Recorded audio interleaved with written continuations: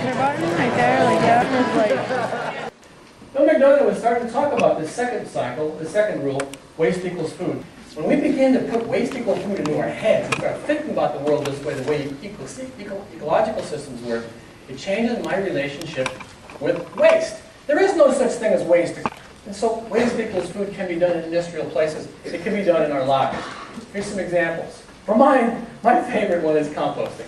You know, we collect all of our kitchen waste there on the kitchen counter, the banana peels and the orange peels and all that stuff. That then goes out every day, or every 2 days probably, to a staging area, to this smaller bucket, which then eventually goes out into a larger compost and goes onto the garden.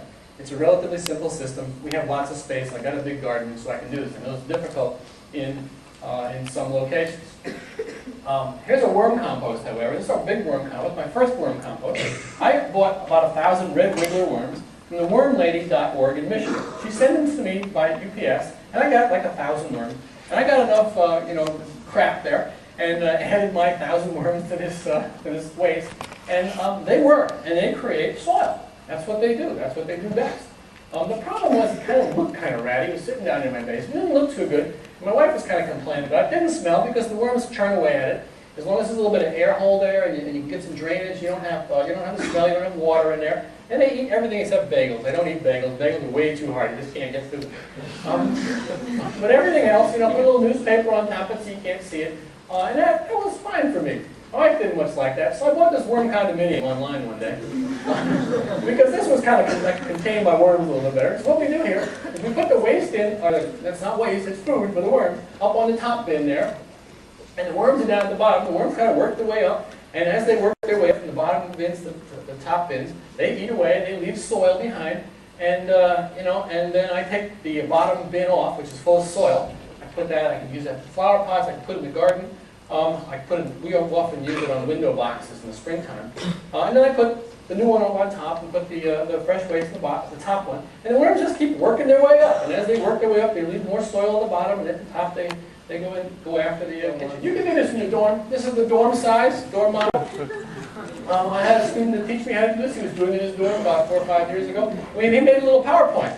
And that PowerPoint is on our class webpage. He'll show you how to have a little compost in your dorm. It doesn't smell, and they welcome you home every day when you come home. They're little things, they make a little noise, they crunch away there, and they don't make much noise with it. And of course, then the worms then will go out to the chickens. Like here's the hen house out in the backyard. There's a little hen house there on the left, and they have a run there to keep them inside. They won't actually go anywhere because chickens always come home to roost. These are the hens that lay eggs. A fox or something would take them, and so we protect them. We let them out during the daytime to eat grass and all that. Eat solar-powered grass, but we put them in at night so that they don't be eaten by predators.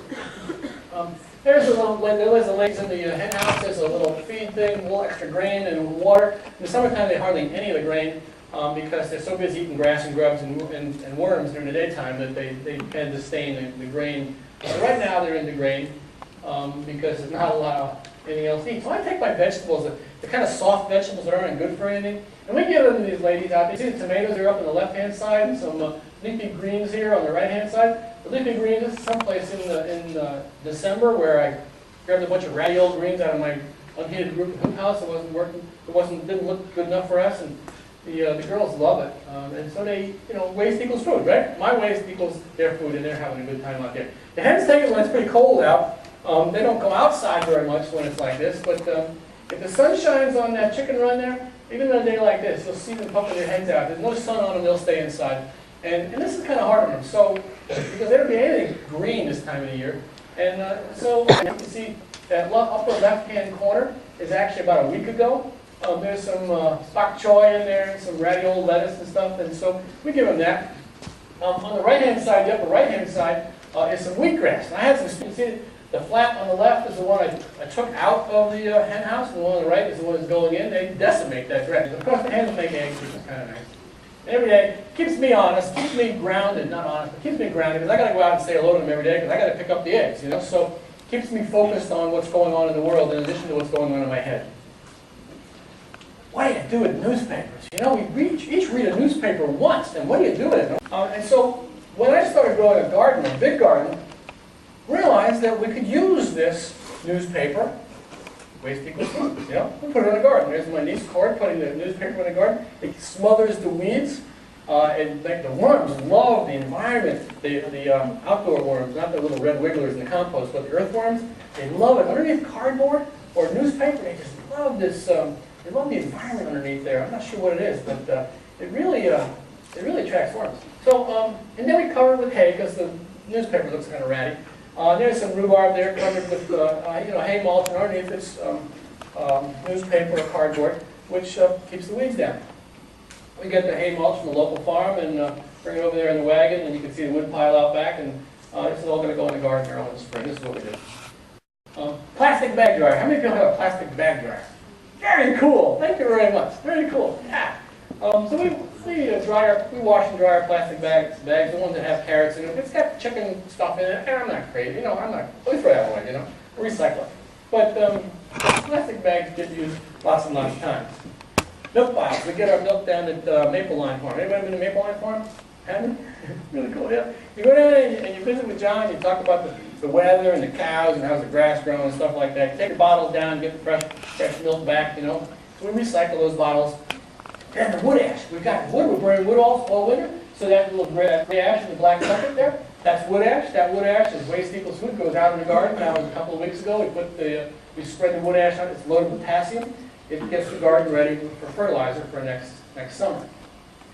That's all good. That's all great stuff. These are all food products. These are all products that are safe because you can eat them. But Design Tech had trimmings from their fabrics that was toxic. McDonough has a concept that I want to share with you about how we cycle the toxic stuff as well as cycle the stuff that can be eaten.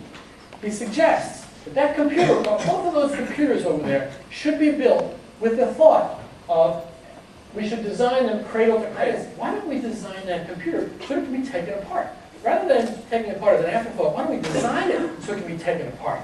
He calls this keeping things waste equals food within a technological cycle. Kindergarten right there, like that was like